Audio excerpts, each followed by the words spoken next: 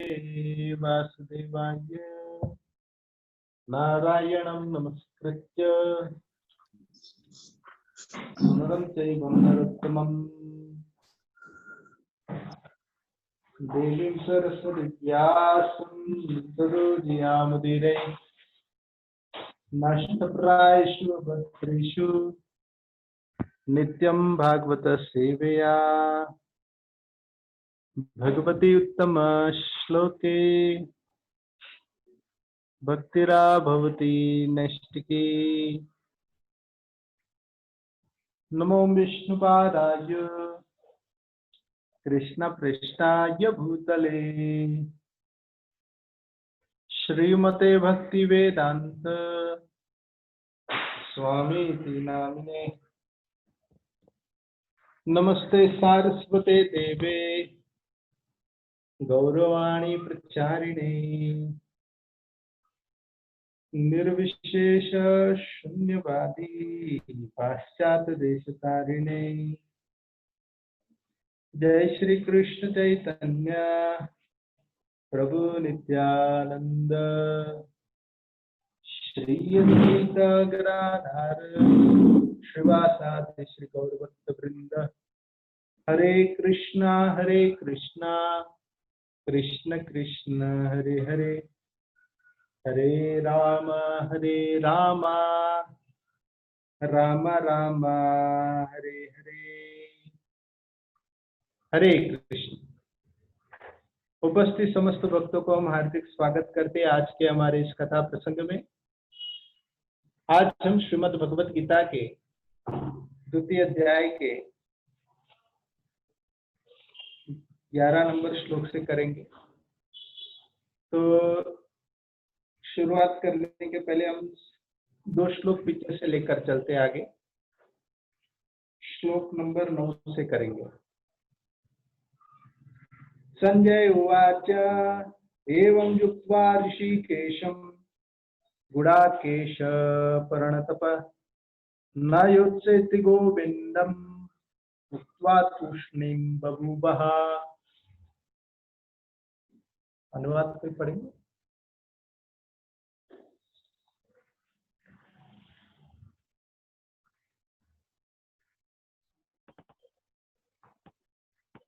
दिव्या माता जी, आपके पास है हिंदी भगवत गीता? किसी के पास हिंदी भगवत गीता होगा तो प्लीज अनुवाद करिए।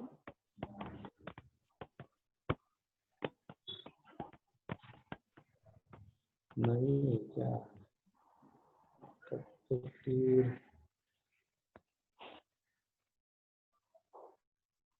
मनीष हिंदी भगवत गीता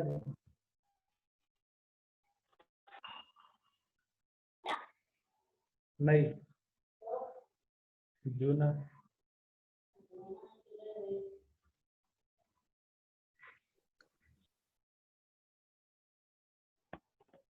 जसमीना माता जी, आपके पास हिंदी भगवत गीता है?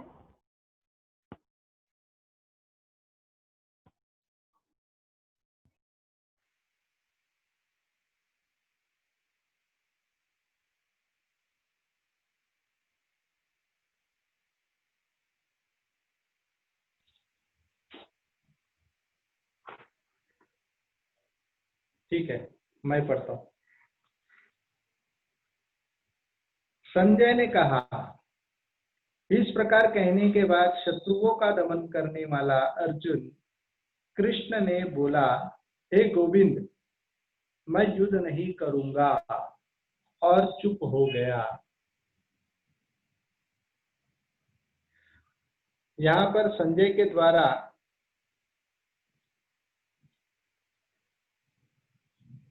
इस श्लोक का उच्चारण किया गया है। संजय यहाँ पर वे व्यक्त कर रहे हैं कि किस प्रकार अर्जुन की क्या अवस्था हुई और अर्जुन किस प्रकार कृष्ण के शरणागति को ग्रहण कर कर वे तैयार हो गए कृष्ण के मुखारविंद से उपदेश श्रवण करने के लिए। तो इनके कुछ ही श्लोकों में, पिछले श्लोकों में हमने काफी श्रवण किए। पिछले सत्र पर हमने इस पर चर्चा किए थे कि किस प्रकार अर्जुन अपनी कृपण दुर्बल बुद्धि को स्वीकारते हुए भगवान श्री कृष्ण के चरणारविंद में वे शरणागति को ग्रहण करते हुए वे कह रहे हैं कि कृपा करके यह श्रेय शांत स्थितम ब्रूहि तन में, मेरे लिए जो श्रेष्ठकर है ब्रूहि तन में, कृपा करके बोलिए, मैं अब आपका शिष्य बन चुका हूँ। इस प्रकार उन्होंने कहते हुए यही उन्होंने दर्शाया कि इस जगत में कोई भी वस्तु मुझे सुख देने वाला नहीं है, एकमेव आपका दिव्य उपदेश ही मुझे सांत्वना प्रदान करेगा। इस प्रकार कहने के बाद यहाँ पर संजय ने कुछ कहना उन्होंने आरंभ किया। यहाँ पर संजय क्यों कह रहे हैं, क्योंकि जब भी कृष्ण और अर्जुन के बीच की जो वार्ताओं में जब दोनों की बातें में जब वे चुप हो जाते हैं, आपसी एक दूसरे को देखते हुए जब शांत रहते हैं, तब बीच में संजय को कुछ कहने का अवसर प्राप्त होता है। तो संजय ने ये दोनों के इस आपसी बातों को सुनकर उन्होंने अब यहाँ पर अपना मुद्दा रखे। अब संजय यहाँ पर क्या कह रहे हैं, वे कहते हैं कि एवं युक्त्वा ऋषिकेश गुडाकेश न परिणतपा, इस प्रकार युक्त्वा ऋषिकेशम, ऋषिकेश को शरणागत ग्रहण करके गुडाकेश न परिणतपा, गुडाकेश ने यानी कि अर्जुन ने अपने प्रिय भगवान के शरणागत को ग्रहण करते हुए कृष्ण के शरणागति में जब उन्होंने ग्रहण किए तो अर्जुन ने कृष्ण से ये बोले, क्या बोले, न युद्धि गोविंद, हे गोविंद मैं युद्ध नहीं करूंगा। ये जो यहाँ पर ये जो शब्द यहाँ पर कहा गया है तुष्णिम, तुष्णिम का अर्थ बनता है चुप रहना। तुष्णिम का अर्थ है शांत रहना। तो ये जो शांत रहने की बात से हम ये बात समझ सकते हैं कि तब जब तक शिष्य गुरु के समक्ष चुप रहकर शांति से नहीं बैठता, तब तक गुरुवर उनको कुछ ज्ञान दे ही नहीं पाएंगे। व्यक्ति के चित्त में उपदेश का प्रभाव तब बरसेगा जब वे अपने जीवन में शांति बनाए रखता है। तो ये शांति जो होता है केवल बाहरी दृष्टिकोण से चुप रहने वाली बात को यहाँ पर नहीं कहा गया है।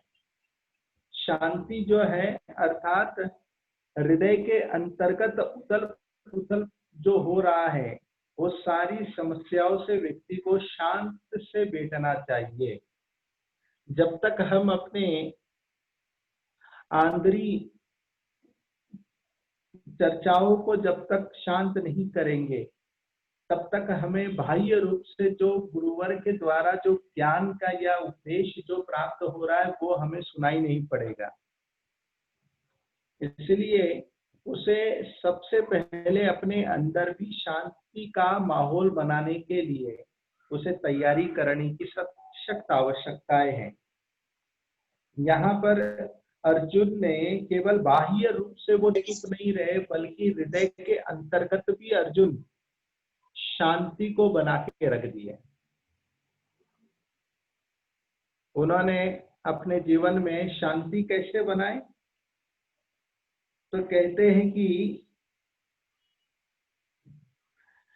भगवत शरणागत ग्रहण करते हुए, इसलिए भगवान ने श्रीमद् भगवत गीता आरंभ करने की तैयारी कर रहे हैं।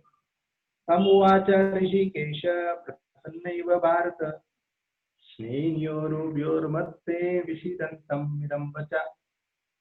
हे भरतवंशी, यानी यहाँ पर संजय धृतराष्ट्र को कह रहा है, हे भरतवंशी, उस समय दोनों सेनाओं के मध्य शोकमगन अर्जुन ने कृष्ण ने मानो हंसते हुए ये शब्द कहे, उन्होंने हंसते हुए ये शब्द कहे।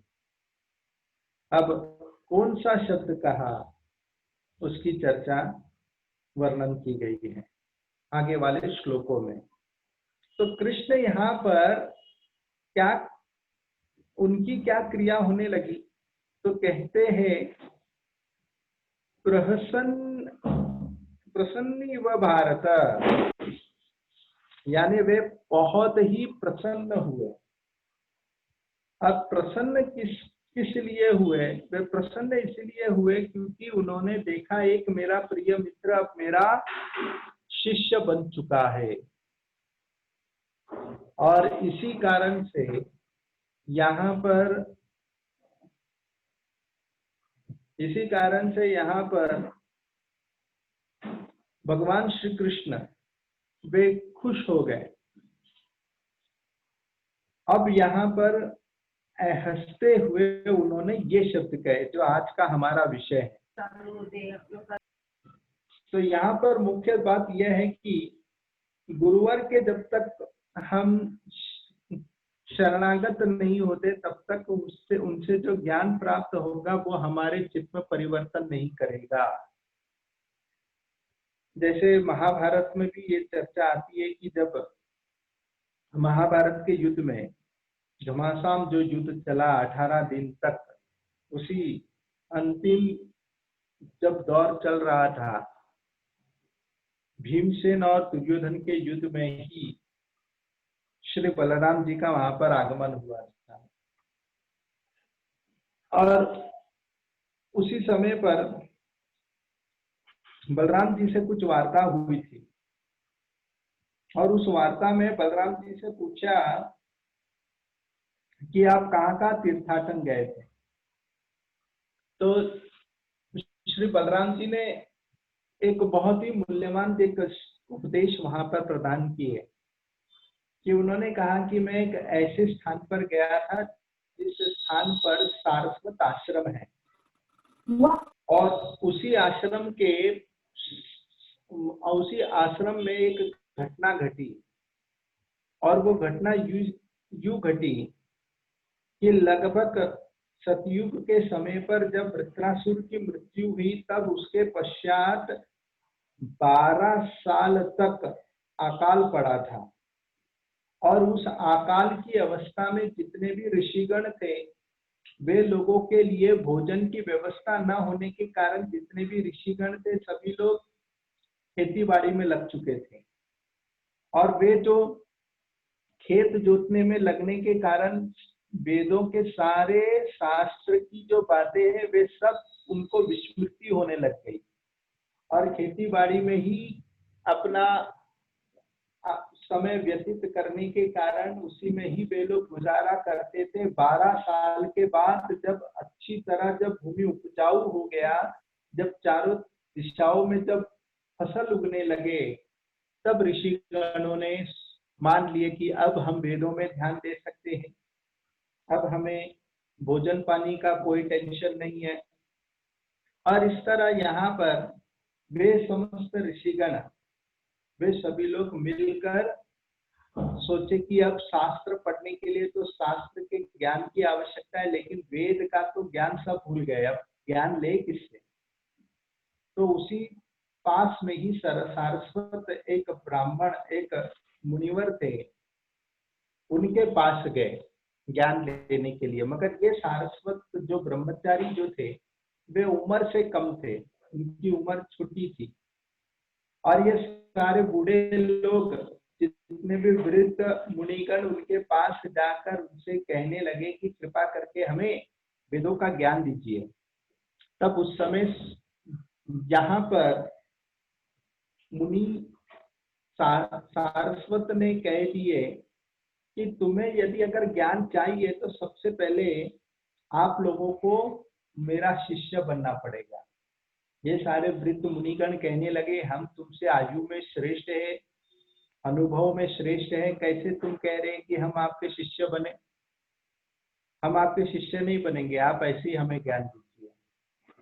तब उस समय सारस्वत ब्रह्मचारी ने कहा, यदि तुम मेरे शिष्य नहीं बनोगे तो ये बहुत बड़ा अनर्थ हो जाएगा, और बिना शिष्य बनकर तुम ज्ञान प्राप्त करोगे तो तुम क्या करोगे, मुझसे ईर्ष्या करना शुरू करोगे। इसलिए सबसे पहले मेरा शिष्य बनना जरूरी है। और वहां पर सारे ऋषिगण बैठकर इमरजेंसी मीटिंग किए, और उस मीटिंग में यही निर्णय हुआ कि ज्ञान व्यक्ति को तब तक प्राप्त करने के व्यक्ति योग्य नहीं हो सकता जब तक वो उनके शरणागत शिष्य नहीं बनते। शरणागत शिष्य बने बगैर कोई अगर ज्ञान प्राप्त करता है तो गुरु से ईर्ष्या करने की भावना जग जाती है। ये स्वाभाविक है, ये एक मानसिक स्वभाव सभी के अंदर रहता है। इसलिए ज्ञान प्राप्त करना है तो सबसे पहले उनको उनका शिष्य बनना जरूरी है। बिना शिष्य बने वे व्यक्ति ज्ञान प्राप्त करना अनर्थ हो जाएगा। तो यहाँ पर अर्जुन की शिक्षाएं अगर यहाँ पर ध्यान दे तो अर्जुन ने कृष्ण के पहले शिष्य बने, शिष्य बनने के बाद ही कृष्ण ने अर्जुन को उपदेश दिया। इसलिए जीवन में कभी भी किसी को उपदेश न दे जब तक वो आपके पास आकर स्वयं जिज्ञासा नहीं करता, तब तक हम उसे शिक्षा देने के चक्कर में अगर जाते हैं, यदि उसके बावजूद भी शिक्षा देने के चक्कर में जाएंगे तो वही हमारा ईर्ष्या करने वाला एक पात्र बन जाएगा, तो वो हमसे ईर्ष्या करना शुरू कर देगा। इसलिए गुरु का सबसे पहला प्रथम कर्तव्य बनता है उनको पहले जितने अनुचर हैं उनको पहले ये उनके मन में ये बात को बिठाया जाए कि जो ज्ञान दे रहे हैं उनको तुम्हें आदर सम्मान या रिस्पेक्ट देना जरूरी है। बिना आदर सम्मान दिए उनसे ज्ञान लेना अनुचित है। तो अर्जुन जबकि इतना कृष्ण के बेस्ट फ्रेंड होने के बाद भी कृष्ण ने अर्जुन को ज्ञान नहीं दिया, क्योंकि अर्जुन योग के स्थान पर नहीं बैठे थे। फिर अर्जुन ने जब शरणागति ग्रहण की है तब कृष्ण ने भगवत गीता आरंभ किया। इसलिए भगवत गीता की शुरुआत होती है दूसरे अध्याय के 11वें नंबर श्लोक से। अब यहाँ से भगवत गीता आरंभ होता है। श्री भगवान उवाच असोच्यान सोच्यस्त्वं प्रज्ञावादांश्च भाषसे गदासुन्न गदासुंश्च नानुशोचन्ति पंडिता। असोच्यान्य सोचस्त्वं, श्री भगवान ने कहा तुम पंडिताय पूर्ण वचन कहते हुए उनके लिए शोक कर रहे हो जो शोक करने योग्य नहीं है। जो विद्वान होते हैं वे न तो जीवित के लिए न ही मृत के लिए शोक करते हैं, ना जीवित के लिए ना मृत्यु के लिए, किसी के लिए शोक नहीं करते। कौन व्यक्ति? तो कहते हैं जो पंडित होते हैं। अच्छा, क्यों शोक नहीं करते? क्योंकि जीवन और मरण में केवल एक ही अंतर है। एक शरीर में आत्मा विद्यमान है, दूसरे शरीर में आत्मा छोड़कर चला गया है। तो चला जाता है उसको कहते हैं गता, यानी गति की ओर निकल गया है, उसे कहते हैं गता। अगता यानी अभी तक गया नहीं। तो शरीर के अंदर से आत्मा चला गया गतासु, और शरीर के अंदर आत्मा बैठा है उसको कहते हैं अगतासु। गतासुन्न गतासुंश्च नानी सोचन्ति पंडिता। ऐसे परिवर्तन में पंडित लोग कभी व्यर्थ में चिंतित नहीं रहते। तो लेकिन अर्जुन का यहाँ पर क्या गति है, अर्जुन की यहाँ पर क्या अवस्था है, इसके विषय में उल्लेख किया गया है। असोचन्य सोचस्त्वं अशोचान्व अशोचान्व शोचस्वम, यानी जो सोचने लायक नहीं है, अशोच्या अन्वशोचस्वम, उसको तुम सोच रहे हो। जो सोचने लायक नहीं है वो अर्जुन सोच रहे हैं। अब यहाँ पर आते हैं कि अर्जुन ऐसा क्या कर रहे थे जो सोचने लायक नहीं है, और क्या सोच रहा था अर्जुन, इस पर थोड़ा ध्यान देते हैं। तो यदि आप प्रथम अध्याय से यदि आप गौर करोगे तो अर्जुन की क्या अवस्था थी। अर्जुन उस विषय के प्रति सोच रहे थे जो सोचने लायक नहीं था। अब क्या सोच रहे थे अर्जुन, तो कहते हैं कि प्रथम अध्याय में अर्जुन ने ये कहा कि जितने भी मेरे समक्ष जितने मेरे संबंधी हैं, इनके प्रति मुझे दया की भावना आ रही है। ये सोचने लायक नहीं था ये बात जो अर्जुन सोच रहे हैं। क्यों? दया दिखाना तो अच्छी बात है, दया दिखाना अच्छी बात है, लेकिन अर्जुन का जो कर्तव्य था उस कर्तव्य के समय पर वहां पर दया जो विरोधाभास के रूप में प्रकट हो रहा है। अर्थात अर्जुन अपने निजी उत्तरदायित्व से पीछे हटकर वो दया को प्रकट कर रहा था, और उन्होंने कहा कि मुझे दया आ रही है। अब फिजूल की बात सोच रहे थे अर्जुन, इसलिए यहाँ पर अर्जुन की दया को धिक्कारा गया है, क्योंकि वो जो दया जिसमें समाज में और परेशानी बढ़ती है, उस दया को धिक्कारा गया है। इसलिए कदाचित व्यक्ति को तब तक दया नहीं करना चाहिए जब तक उनके पास उचित ज्ञान प्राप्त नहीं होता। और उचित ज्ञान वाले जो व्यक्ति यानी पंडित जो होते हैं, वो फिजूल का दया नहीं दिखाते। फिजूल के दया पर वो कभी भी व्यर्थ में ही उसकी बात को नहीं सोचते। जैसे कि मान लो कि यदि आप रास्ते से जा रहे, किसी भिखारी ने आपसे कुछ पैसे मांग लिए, तो वो जो पैसे जो भिखारी ने आपसे मांगा है, तो उस समय जब आपने जो पैसे दिए, तो वो पैसे से उस भिखारी ने जाकर शिवाजी बीड़ी पी लिया। अब हुआ क्या?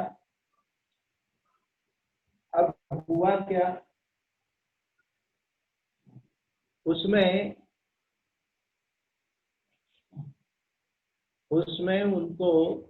उन्होंने पाप के क्रियाएं कर लिए।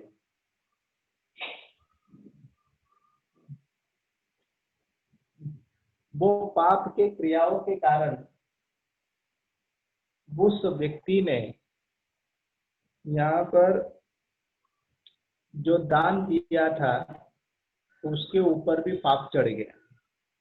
तो जब व्यक्ति दया दिखाया लेकिन अनुचित प्रकार का दया दिखाया, वैसे ही दूसरा अगर ले लिया जाए उदाहरण, एक माता ने देखा कि मेरे बच्चे जो है वो चोरी कर रहे, स्कूल से पेंसिल वगैरह चोरी करके ला रहे, तो माँ ने देखा बच्चे को मारने के बजाय बच्चे के प्रति दया दिखा रहे हैं, चलो नहीं मारते, छोड़ देते हैं, तो वही बच्चा आगे जाकर और बड़ा पाप करेगा और बड़ा चोर बनेगा। इस प्रकार जो दया जो होते हैं उसको कहते हैं फिजूल का दया। अर्जुन का भी मानो कि कुछ इसी प्रकार का ही दया है जो लायक नहीं था।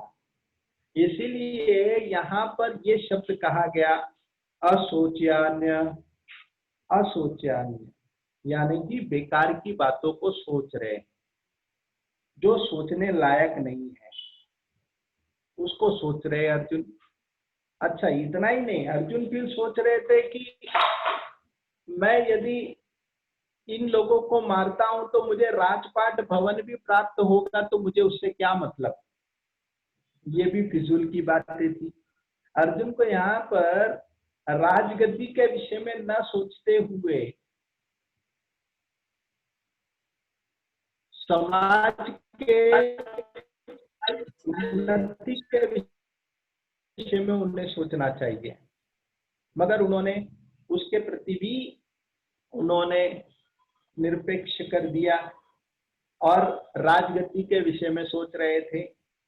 अच्छा, तीसरी बात यह है कि उन्होंने इतना ही नहीं, उन्होंने साथ साथ में दया की भावना यहाँ पर जगाए, लेकिन वो दया की भावनाओं में वे केवल कुल परंपरा के विषय में ही सोच रहे थे, लेकिन कुल परंपरा के विषय में ही नहीं सोचना चाहिए, जबकि उसे ओवरऑल पूरे विश्व के कल्याण के विषय में सोचना चाहिए। केवल कुल परंपराओं का मर्यादा के विषय में नहीं, अन्य विषयों के प्रति भी उसे सोचना चाहिए, मगर वो केवल उनकी सोच सीमित बन गई। और इतना ही नहीं, वो पाप के विषय में सोच रहे थे, जबकि वो बेकार की बातें सोच रहे थे अर्जुन।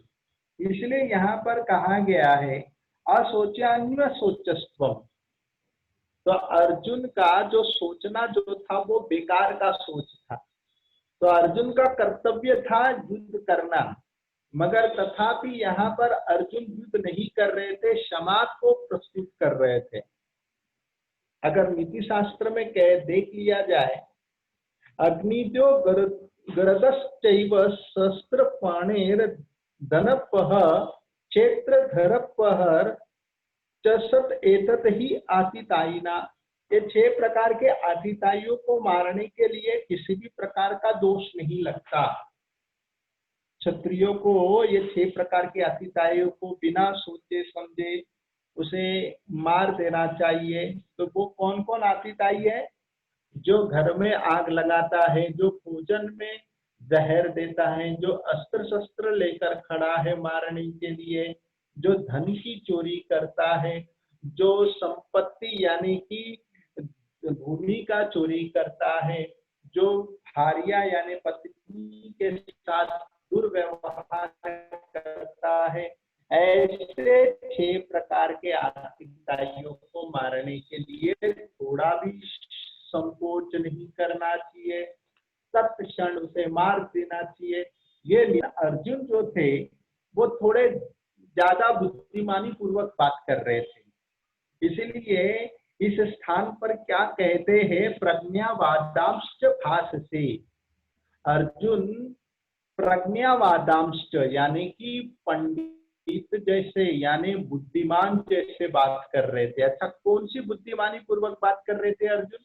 तो अर्जुन कह रहे थे नीति शास्त्र में तो लिखा है कि सबका वध करना चाहिए, ये 5 प्रकार के आतिताइयों का वध करना चाहिए, और दुर्योधन ने एक भी आतिताई के कसर को नहीं छोड़ा था। उन्होंने 5 प्रकार के आतिताइयों में पूर्ण रूप में 6 प्रकार के आतिताइयों में पूर्ण रूप में उसी में संलग्न थे।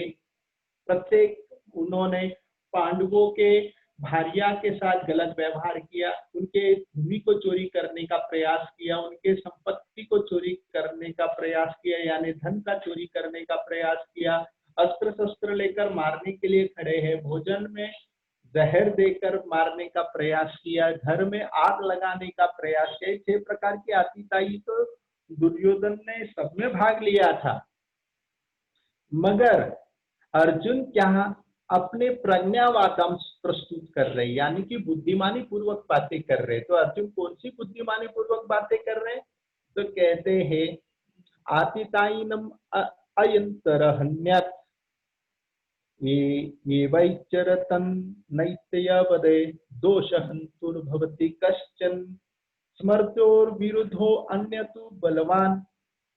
तो कहते हैं धर्म शास्त्र में स्मृतो विरोधो अन्यतु बलवान, धर्म शास्त्र के अनुरूप ये माना जाता है कि आतिताइयों को क्षमा कर देना चाहिए। ये धर्म शास्त्र में उल्लेख किया गया है। नीति शास्त्र में क्या कहा गया है? आतिताइयों का वध कर दो। लेकिन अर्जुन थोड़ा बुद्धिमानी पूर्वक बातें करते हुए कह रहे हैं, इसलिए यहाँ भगवान कहते प्रज्ञावादांश्च भाससे, बहुत बुद्धिमानी पूर्वक बातें कर रहे हैं। लेकिन एक तो कृष्ण का टॉन पूर्वक, कृष्ण ने तो टॉन मारे अर्जुन को, उन्हें व्यंग्यात्मक दृष्टि से उनको उनका भर्त्सना कर दिए अर्जुन का। अब उन्होंने क्या कह रहे हैं, तो कृष्ण उन्हें कहे ये बातें कह रहे कि तुम्हारी बुद्धिमानी पूर्वक बातें हैं। अब ये व्यंग्यात्मक कैसे माना जाएगा, ये सत्य बात है। धर्मशास्त्र अर्थशास्त्र से श्रेष्ठ है, और धर्म शास्त्र में कहा गया क्षमा ही परो धर्म। लेकिन अर्जुन इस बात से अवगत थे, उन्हें ये बात की खबर नहीं थी। अब किस बात की उन्हें जानकारी नहीं थी अर्जुन को, तो अर्जुन इस बात से जानकारी नहीं रखे थे कि धर्म शास्त्र से भी श्रेष्ठ ज्ञान शास्त्र है। अब ज्ञान शास्त्र में क्या उल्लेख किया गया है, ये अर्जुन इस जानकारी से वंचित थे। इसलिए भगवत गीता का आरंभ ज्ञान शास्त्र से हुआ है, जिसमें शरीर आत्मा का भेद किया गया है। तो ज्ञान शास्त्र का अर्थ क्या है, जिसमें शरीर आत्मा और दोनों को नियंत्रण करने वाले स्वामी यानी परमात्मा, जीव आत्मा, शरीर, जीव आत्मा और परमात्मा, इनके जानकारियों को जो जानता है उसे कहते हैं ज्ञान शास्त्र। इसका जिसमें उल्लेख किया गया उसे ज्ञान शास्त्र कहा गया है। अब अर्जुन ने धर्मशास्त्र के अनुरूप उन्होंने सत्य वचन कहा कि क्षमा कर दो, लेकिन धर्मशास्त्र से श्रेष्ठ एक शास्त्र है, क्योंकि ऐसे माना जाता है कि स्मृत्योर विरुद्धो अन्यस्तु बलवान व्यहरत अर्थ शास्त्र तो बलवान धर्मशास्त्रमिति स्थिति। यज्ञवाल्क्य स्मृति के अनुरूप ये वर्णन किया गया है कि स्मृति जो धर्म शास्त्र को व्यक्ति को सबसे पहले मानना चाहिए, अर्थशास्त्र से भी श्रेष्ठ दर्जा धर्म शास्त्र को देना चाहिए। और ये उल्लेख किया गया है धर्मशास्त्र में। तो धर्मशास्त्र को स्वीकार सकते हैं, लेकिन भगवान ने ज्ञान शास्त्र का वर्णन करते हुए ज्ञान शास्त्र की दृष्टि से उन्होंने ये समझाए कि कैसे तुम वध भी करते हो तो भी गलत नहीं है, वो सही है। इस तरह यहाँ पर प्रज्ञावादांश भाष्य से कहा गया है, यानी तुम केवल पंडितों जैसे बातें कर रहे हो। लेकिन पंडित जो होते हैं, असल में पंडित गण कदाचित गदासुन्न गदासुंश्च, शरीर को छोड़कर जाने वाला और शरीर के भीतर रहने वाला। अब वो क्या वस्तु है जो शरीर को छोड़ता है और शरीर को नहीं छोड़ता है, वो है आत्मा। ये आत्मा एक ऐसा वस्तु है या ऐसा पदार्थ है जो शरीर के भीतर रहता है, कभी कभी शरीर को छोड़ देता है। तो जिस समय वो छोड़ देता है तो लोग हाहाकार मचाते हैं, रोते हैं कि अरे ये बंदा छोड़कर चला गया। तो उसे कहते गतासुन, यानी गता यानी चला गया, अपने गति में निकल गया, गतासुन। और अगतासुन यानी जब जीवित रहता है शरीर, यानी अगता यानी वो गति से निकला नहीं, उसी शरीर में विद्यमान है, उसे कहते हैं अगतासुन। तो गतासुन गतासुन, तो ये परिवर्तन में केवल एक ही अंतर है, वो है आत्मा का। आत्मा रहेगा तो शरीर जीवित है, आत्मा छोड़ देगा तो शरीर मरा हुआ है। यानी कि शरीर में अपने आप में कोई प्राण नहीं है, शरीर तो पहले से ही निर्जीव है, शरीर तो पहले से ही जड़ वस्तु है।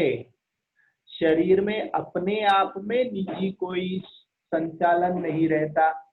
शरीर अपने आप में तो एक जड़ वस्तु है, मगर आत्मा के विद्यमान होने से वो शरीर में प्राण है इस प्रकार दिखाई देता है।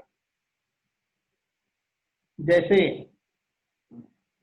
अब नाखून जो होता है, नाखून को जीवित कहा जाएगा कि निर्जीवित कहा जाएगा? अब ये नाखून ऐसा वस्तु है जो शरीर से जुड़ता है तब तक जीवित माना जाता है। अगर निर्जीव कहेंगे तो नाखून बढ़ेगा कैसा? तो शरीर के साथ जुड़ा है तो वो नख जो है वो बढ़ने लगता है। शरीर के साथ विलय होता है तो वो नख को निर्जीव कहा गया है। ठीक इसी तरह आत्मा के साथ जब तक शरीर जुड़ा रहता है तब तक शरीर जीवित माना जाता है। जिस क्षण आत्मा को छोड़कर ये आत्मा जब शरीर को छोड़ देता है तब उसे निर्जीवित कहा गया है। वैसे ही ये गतासुन्न गतासुंस की बातें यहाँ पर वर्णन किया गया है। गतासुन्न गतासुंस। लेकिन नानु सोचंती पंडिता, पंडित लोग इस व्यर्थ की बात को सोचकर वे अपना समय बर्बाद नहीं करते।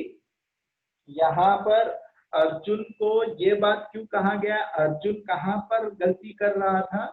क्योंकि अर्जुन जितने भी अपने संबंधी गण थे उनके शरीर के विषय में सोच रहे थे। अर्जुन के मन में केवल यही चिंता थी कि मेरे सामने जितने भी मेरे समक्ष मेरे संबंधी गण हैं वे सबका एक एक शरीर है और उस शरीर के प्रति दया की भावना प्रकट कर रहे थे। और इस कारण से यहाँ पर भगवान ये समझा रहे हैं कि ये जो तुम्हारा जो शरीर के प्रति जो तुम्हारी जो चिंताएं हैं वो तो व्यर्थ इसीलिए क्योंकि शरीर तो एक दिन नश्वर होने वाला है, शरीर का नाश होने वाला है। इसलिए यहाँ पर इस बात को उल्लेख किया गया है। और वो बात क्या है?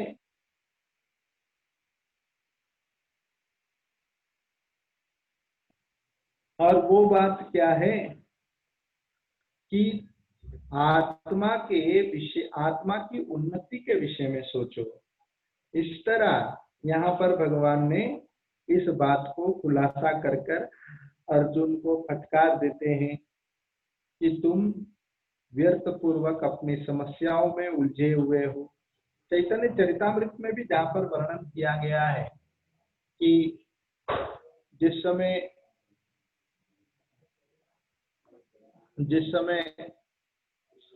श्रीवास ठाकुर श्री चैतन्य महाप्रभु के साथ जब वे अपना समय व्यतीत कर रहे थे कीर्तन में, तो पूर्ण रात्रि वे लोग केवल हरि कीर्तन में अपना समय देते थे। और उस समय वे जब अपना समय हरि कीर्तन में जब व्यतीत कर रहे थे, उसी समय उन्हें श्रीवास ठाकुर को खबर मिला कि आपके ही घर में किसी की मृत्यु हो चुकी है, यानी आपके लड़के की मृत्यु हो गई है। श्रीवास ठाकुर दौड़कर अपने घर पर देखा तो उनकी भारिया भाभी सभी लोग आर्तनाद कर कर रो रहे हैं।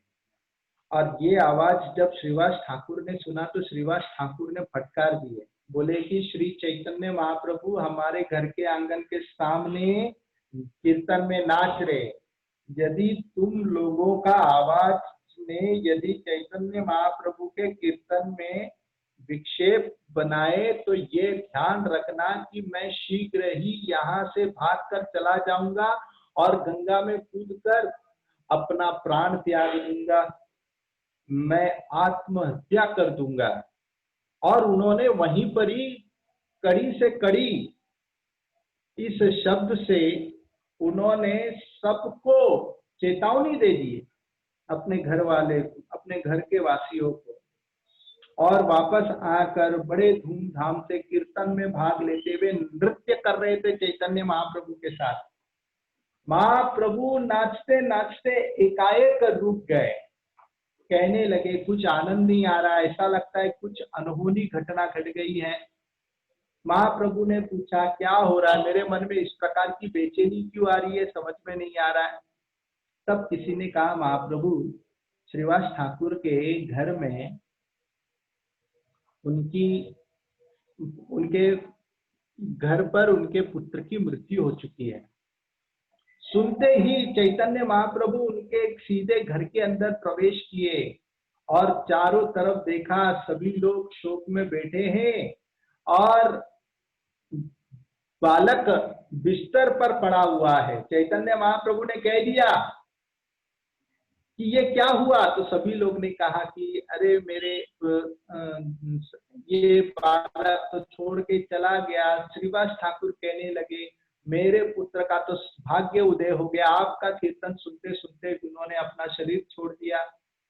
चैतन्य महाप्रभु ने कहा अब मैं इसे पुनः बुलाता हूं, और सभी के बीच में उन्होंने उस बालक को पुनः बुलाया। बालक उठकर बैठ गया और बालक उठकर, जो मरा हुआ बालक वापस जीवित हो गया तो सब हड़बड़ा गए और हक्का बक्का होकर एक दूसरे को देखने लग गए कि अरे ये क्या चमत्कार हो गया। महाप्रभु ने कहने लगे तुम कहाँ चले गए थे छोड़कर, और इन्होंने कहा आपके ही आदेश से मैं भगवान आपके ही धाम में चल पड़ा था, यदि आप कहोगे तो मैं यही रहूंगा और यदि आप कहोगे तो मैं वापस लौट जाऊंगा। और ये सुनकर महाप्रभु सबकी तरफ देखकर उस बालक को कह दिए ठीक है तुम चले जाओ। और जितने भी उनके घर के वासीगण थे जो शोक में थे, सब खुशी खुशी आनंद मनाने लग गए कि हम मेरा बालक भगवान के धाम लौट गया। सुनकर सब प्रसन्न हुए। महाप्रभु ने कहा ये है वास्तविक पंडित। असल में पंडित इसे कहते हैं गतासुन न गतासुन, यानी शरीर के भीतर रहता हुआ आत्मा और शरीर को छोड़ के गया हुआ आत्मा। कदाचित तो उसके प्रति शोक करने की आवश्यकता नहीं है, केवल शरीर ही तो छूटा है। वैसे शरीर छूटने से उसे दया नहीं करना चाहिए या शोक नहीं करना चाहिए और उनके प्रति दया दिखाकर अपने कर्तव्य से मुख नहीं मोड़ना चाहिए। यही शिक्षा यहाँ पर अर्जुन को प्रदान कर रहे हैं। और इस तरह भगवान श्री कृष्ण ने कहा नानुशोचन्ति पंडिता, इस बात को कह दिए। तो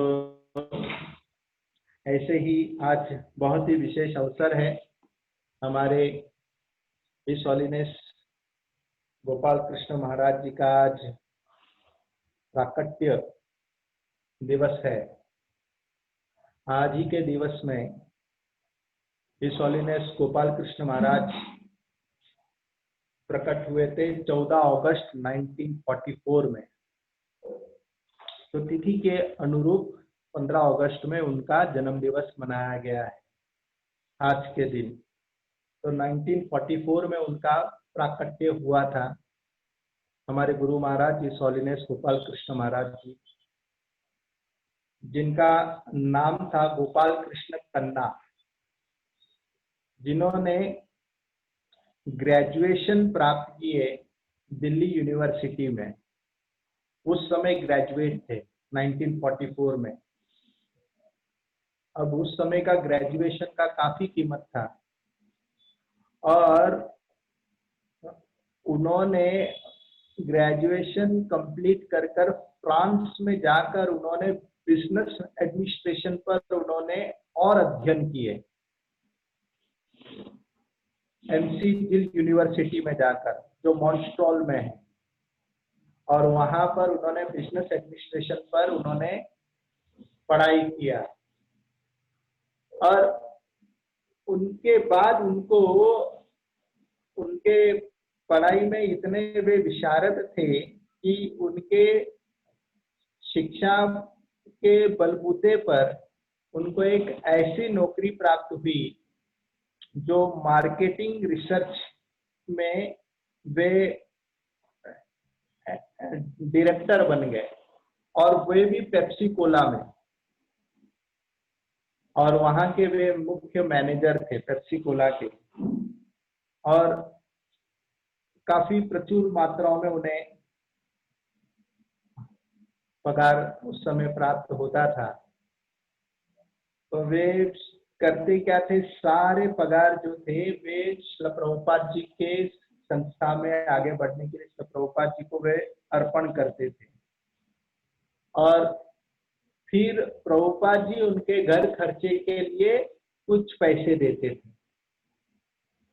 और इस तरह इस होलिनेस गोपाल कृष्ण महाराज वे 1968 में श्रील प्रभुपाद जी से सबसे प्रथम उनका मुलाकात हुआ। प्रभुपाद जी 1966 में विदेश पहुंचे थे, और 1968 में टोरंटो में उनका मुलाकात हुआ। मई 1968 में पहली बार वे प्रभुपाद जी से भेंट किए,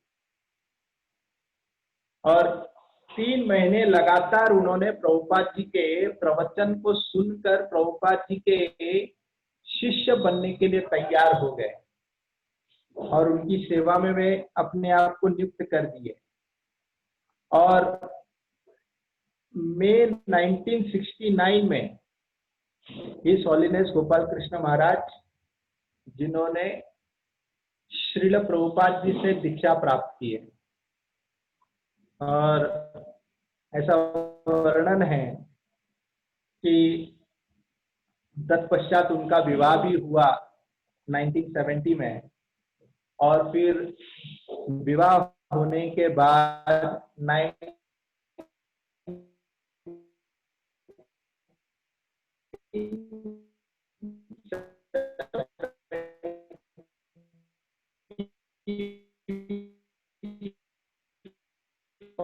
में, यानी वे प्रभु थे, देश पालन करते हुए प्रभु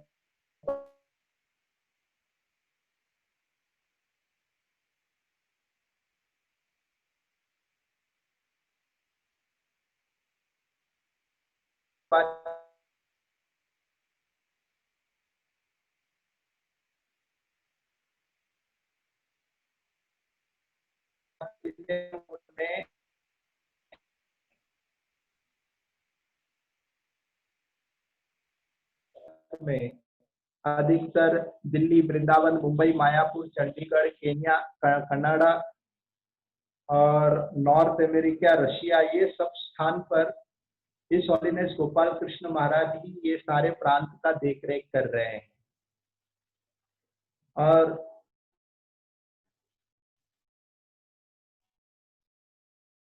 इन्होंने इस होलिनेस गोपाल कृष्ण महाराज जी ने 1981 में उन्होंने संन्यास लिए, यानी ठीक विवाह होने के फिर वे ही त्रिदंडी स्वामी के रूप में वे घोषित किए गए। आगे जाकर गुरु महाराज दीक्षा देने के लिए तैयार हो गए, और स्थान पर उनके शिष्य भी आगे बढ़ते गए, और इस तरह प्रभुपाद जी के संस्थाओं को उन्होंने 7 में उनको मुख्य कारोबार सौंप दिए, और वो है बीबीटी में जितने भी किताब है वो सारे किताब का छपाई कर उसका वितरण करना। ये बहुत बड़ा सेवा प्रभुपाद जी ने इस होलिनेस गोपाल कृष्ण महाराज जी को सौंपे। और इस तरह जो संस्था में, इस्कॉन संस्था में सबसे मुख्य जो योगदान है, और वो योगदान इसमें है, तो वो है योगदान प्रभु बीबीटी यानी ग्रंथ का वितरण करने में। और वही ग्रंथ का वितरण में प्रभुपाद जी ने गुरु महाराज को ये जिम्मेदारी सौंप दी है। तो हम सबका ये परम सौभाग्य है कि आज ही के दिवस में हमारे गुरु महाराज जी के प्राकट्य दिवस, उनका बर्थडे है। तो हम सभी लोग उनसे आज के दिवस में आशीर्वचन प्राप्त कर सकते हैं कि हमें भी भक्ति में आगे बढ़ने का अवसर प्रदान करें। बहुत ही मूल्यवान बात हमें इस हॉलीनेस गोपाल कृष्ण महाराज जी से व्यक्तिगत व हमारे जीवन में हमने सीख प्राप्त किए हैं कि इस हॉलीनेस गोपाल कृष्ण महाराज कदाचित अपने जीवन में वे आलसपन को धारण नहीं किए, अर्थात किसी भी समय पर उन्होंने मॉर्निंग जो साधना है वो कदाचित उन्होंने अपने जीवन में उसे उन्होंने छोड़े नहीं। यहाँ तक कि कितने भी रात को यदि वे 2:30-3 बजे भी यदि वो अपने सेवा में व्यस्त होकर सोते भी थे तो भी वे 4 बजे उठकर तैयार हो जाते हैं और भगवान के अर्घ्य विग्रह की पूजा के लिए तैयार रहते थे मंगल आरती करने। तो हम सभी को ये बहुत बड़ी ये शिक्षा लेनी चाहिए महाराज जी से कि अपनी साधना से हमें कभी भी आलस पर नहीं करना चाहिए। हरे कृष्ण। हरे कृष्ण। किसी का कोई प्रश्न, कोई जिज्ञासा है?